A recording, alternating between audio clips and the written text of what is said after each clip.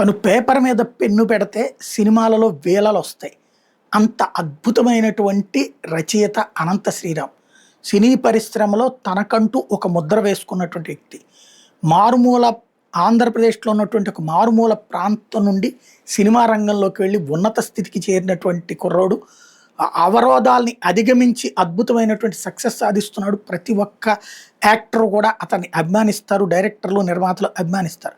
అట్లాంటి అనంత శ్రీరామ్‌కి సంబంధించినటువంటి ఆస్తిని బెదిరించి లాక్కోవడానికి చూస్తున్నారట.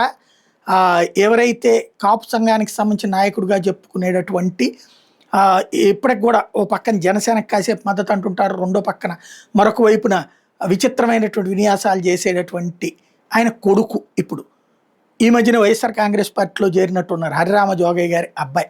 హరిరామ జోగయ్య గారు ఓ పక్కన పవన్ కళ్యాణ్కి అనుకూలంగా ఉన్నట్టు నోట్లు రిలీజ్ చేస్తుంటారు. పవన్ కళ్యాణ్ని ప్రశ్నిస్తుంటారు. వాళ్ళ అబ్బాయి చెడుగు వైఎస్ఆర్ కాంగ్రెస్ పార్టీ వైపు మూవ్ అవుతున్నాడు. అతని రాజకీయ భవిష్యత్తు కోసం ఎట్లయితే ముద్రగడ వాళ్ళ కొడుకు టైపులో.